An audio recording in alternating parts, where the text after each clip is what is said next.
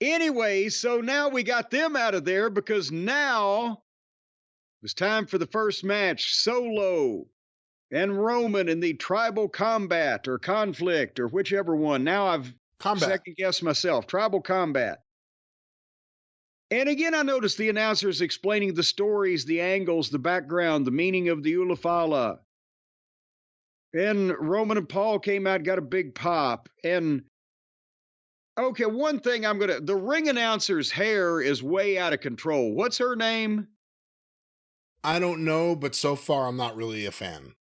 Not only is the hair is out of control, but she was dressed like a fucking Star Trek crewman. Or she may have been one of the fucking people from the Purple Planet that beams down for shore leave every now and then. I don't know, but they need to rein that in. She's trying too hard to be our friend Samantha Irvin. You know what this match reminded me of? More than anything I've seen in a while? A true ECW match from like the mid-90s, before things got really crazy. Yes. Because it was a match that there's a story there, you understand it. For me, at least, it sometimes feels like the matches are lacking, but then a whole bunch of chaotic shit just happens at the end. And it's nonstop pops, and you leave feeling good about it, waiting for more. This was a classic Paul Heyman match. Yeah.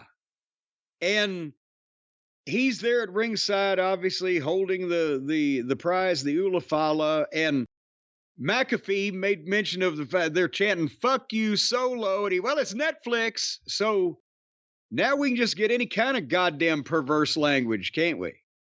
Someone's got to just start like, pussy, pussy, pussy, pussy. Can we have a wrestler with Tourette's now?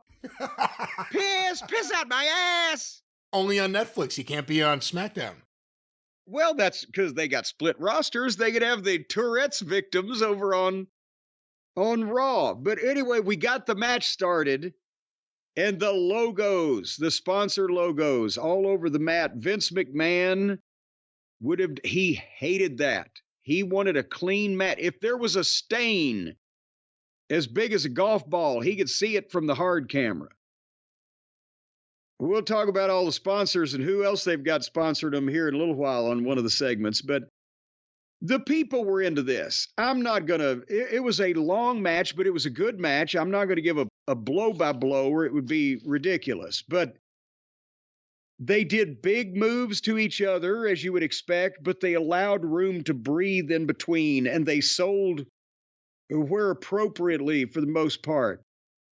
And Roman is an amazing babyface seller with his body language and the way that he gets shit over.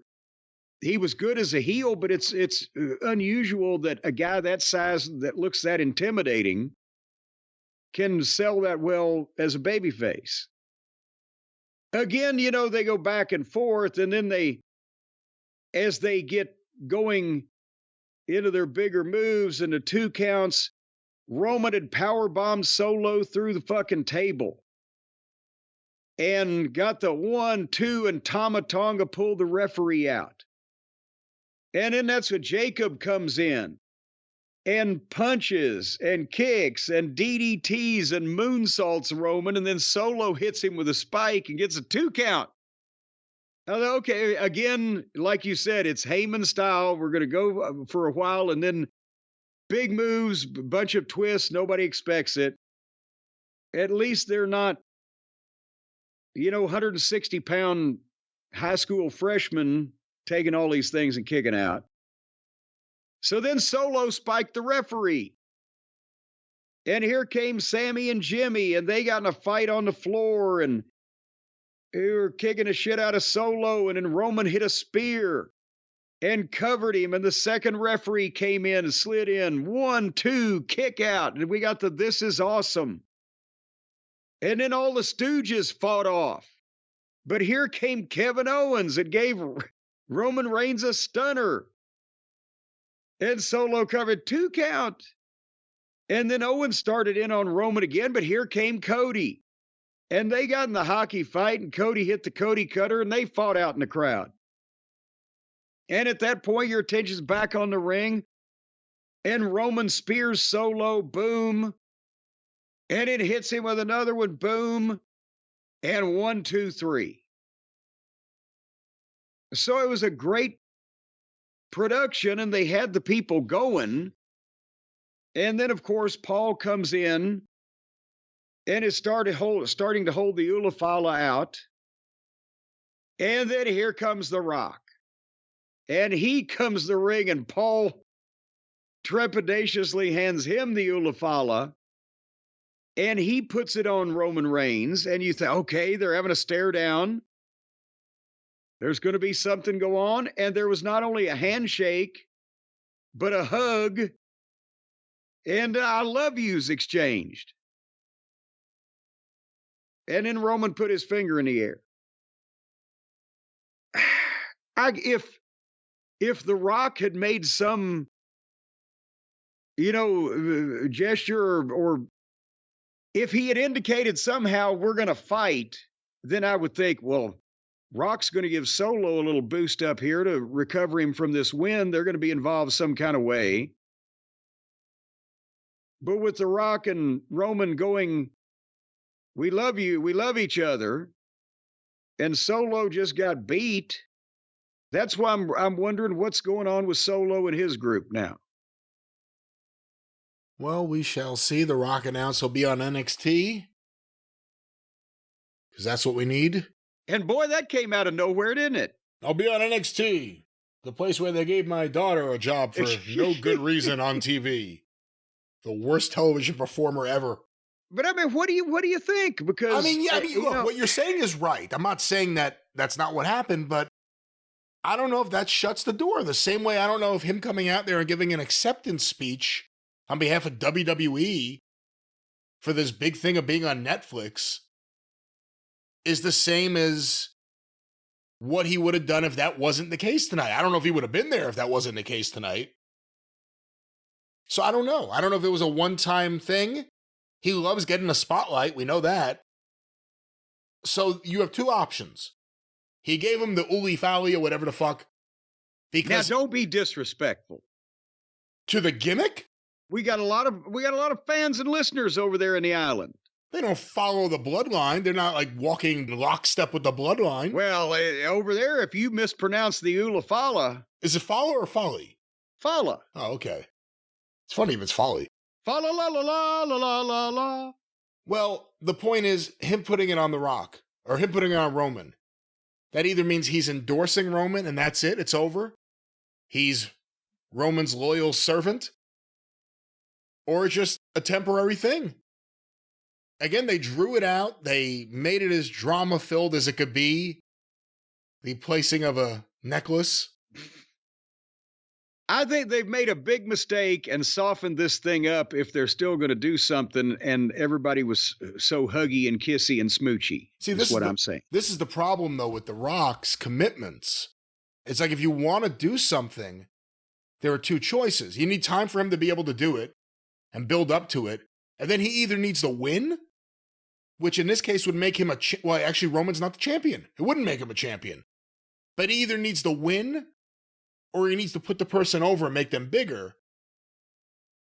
That's the question. Is The Rock going to put someone over? Right? Is The Rock willing to put Roman Reigns over now? Because if it's the other way around, not to say that he's Hulk Hogan and he'll just not do the job to Shawn Michaels or anything, but The Rock gets busy.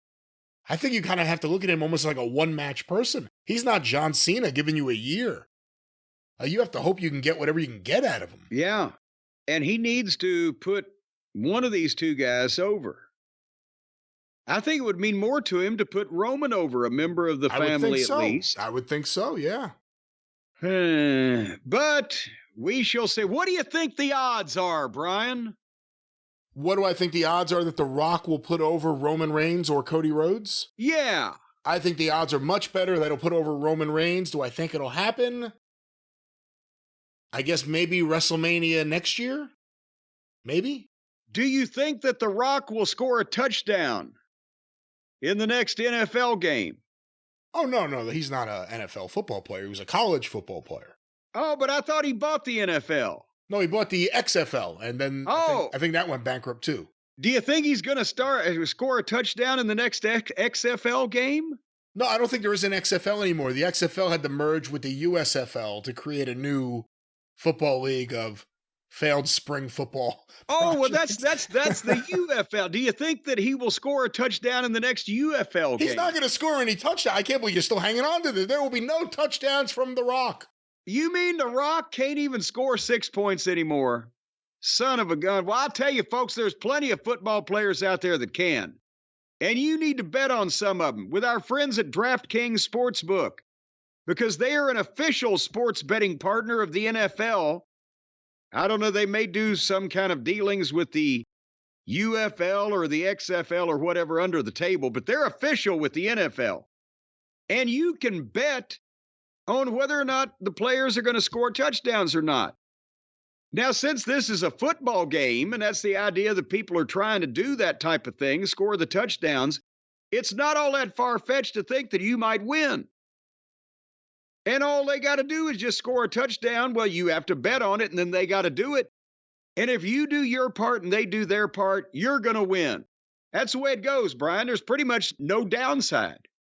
Again, there are no guarantees, I think is actually what you're trying to say. There are no guarantees. You can try, you can do your best. And of course, if you want to do it, this is a place that can facilitate it for you with guarantees. I still think, well, you don't need a guarantee if you just bet every player on that team is going to score a touchdown, and then go to the other team. I bet every player on the team is going to score a touchdown. One of those son of a bitches is going to get lucky. That's a guarantee. We can't say that. What if it's a 0-0 tie? Well, then they're all the shits and ought to be fired and replaced. Well, that's a different thing altogether. Mr. Well, GM. if you lose money at DraftKings Sportsbook on betting on one of these off-brand football teams that can't even score one goddamn touchdown amongst the bunch of them, I think you ought to write a nasty letter to whoever owns them. But right now, folks, if you download the DraftKings Sportsbook app, if you're ready to place your first bet, try betting on something simple like the touchdowns or a player to score a certain amount of points or whatever. You make your pick, you put your money down, and the DraftKings people scoop your money up, and they give you more of it. Because if you bet $50 and you're a new customer, then you're going to get $200 in bonus bets instantly. Ow. I tried to snap my fingers. Instantly. It hurts? There we go. Well, I got a little bursitis. But right now, the DraftKings Sportsbook app, you download it, you use the code JCE. That's how you get that bonus money. New customers, you bet $5, use the code JCE, you get $200 in bonus bets. At $5 a piece, you can bet on, 10, 20, 30, 40. You can bet on 45 people to make a touchdown. How many players on both teams in total? That was a question to you, Brian. That was a question to me? Yes. How many players in total on two football teams? On both the football teams. 53 players on the active roster. Well, but how many's in the game at one time? 105. 105? Well, you're going to have to bet like $20 to get $800. And then you bet $6 on each one of them son of a bitches, and somebody's bound to trip and fall across the finish line. If you know more than we do about football, you'll probably be better off. There are 22 players on the field at any time. Okay, well, at any time, well, 22, well, 205, you can bet on it. Don't bet on the Weasley-looking guy in the back. Why not? But anyway, that may be the sleeper pick. You could probably get good odds on that sucker. No, they're going to kill him first thing out. He's going to be the first one run over. That's what you would think. What if he's mighty? What if he's like a mighty might? Well, in that case, he might run off before he gets hurt. But I would bet on the big guys that's going to trudge through that line. Bet more on the guys that weigh 340 pounds and up. But download the DraftKings Sportsbook app right now and use that code JCE, and you're going to get $200 in bonus bets instantly when you bet $5 only on DraftKings Sportsbook. Now, you can't go into like Target or Walmart or some shopping center and say, here's $5, give me $200. They'll call the police on you. But DraftKings, they're used to doing things that stretch the laws of credibility and civic governance in the states of the United States these days. The crown is yours. Indeed it is. And of course, unfortunately, we Do not have our friend here today. Is he iced in still? Or he's iced out. The bad weather, he's iced out, and I'm thrown in. Well, folks, we have to make mention of the following. Gambling problem? Call 1-800-GAMBLER. In New York, call 877-8-HOPE-NY or text HOPE-NY 467-369. In Connecticut, help is available for problem gambling. Call 888-789-7777 or visit ccpg.org. Please play responsibly. On behalf of Boot Hill Casino and Resort in Kansas, 21 plus age and eligibility varies by jurisdiction, void in Ontario. Just get out of here with that stuff. Bonus bets expire 168 hours after issuance. And for additional terms and responsible gaming resources, you can see dkng.co/audio. That's right. The crown is yours. Yeah, and the crap is mine. Back to Raw.